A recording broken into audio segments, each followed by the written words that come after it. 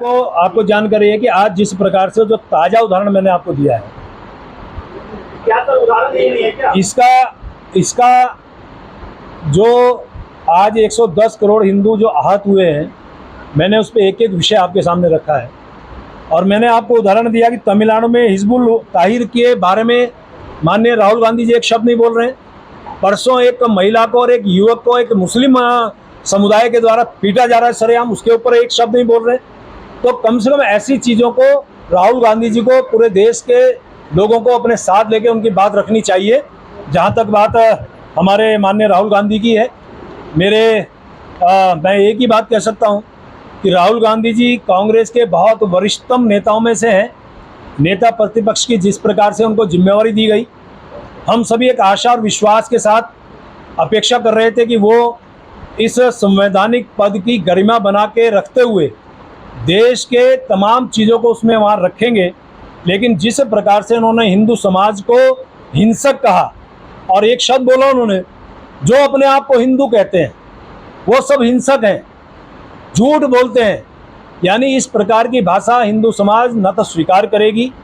और जिस प्रकार से उन्होंने सदन के अंदर जितने भी तथ्य रखे, अग्निवीर पे उन्होंने तथ्य रखा, सदन को गुमराह करने का काम किया कि उनके जब वो शहीद हो जाएंगे उनको कुछ नहीं दिया जाता, जबकि माननीय हमारे रक्षा मंत्री जी ने बहुत साफ शब्दों में कहा 1 करोड़ पे दिया जाता है। एमएसपी पे झूठ बोला। एमएसपी में भी 23 फसलों पे हमारी सरकार बढ़ा के एमएसपी दे रही है। हमारे राहुल गांधी जी ने जिस प्रकार से अयोध्या के बारे में बातचीत की कि वहाँ पे बहुत से लोगों के ज़मीन को, अन्य चीज़ों को अधिग्रहित किया गया, उनको पैसा नहीं दिया गया, जबकि 1243 करोड़ रुपया मुआवजा हमारे वहाँ के लोगों को दिया गया। वो एक बात ये प्रदर्शित करना चाह रहे हैं कि सिर्फ अयोध्या जीतना, अयोध्या भी वो सीट नहीं है, वो फैजाबाद सीट है और उसमें 5 सीटें आती हैं। आपकी जानकारी के लिए, उसमें जो अयोध्या सीट है उसमें भारतीय जनता पार्टी ऊपर रही है सपा से।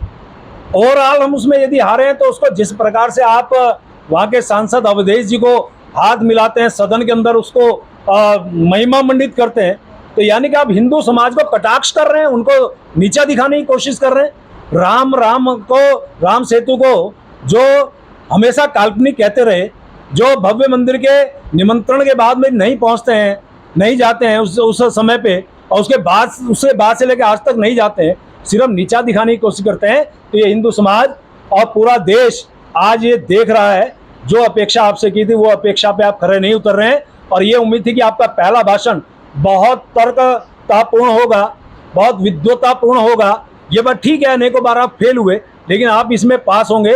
लेकिन इंदिरा गांधी जी, हमारे राजीव गांधी जी जैसे, अटल बिहारी वाजपेयी जी या लाल कृष्ण आडवाणी जी जैसे और सुषमा स्वराज जी जैसे नेताओं ने ये नेता प्रतिपक्ष की गरिमा बना के रखी, उस पद की गरिमा को भी आपने चोट पहुंचाई।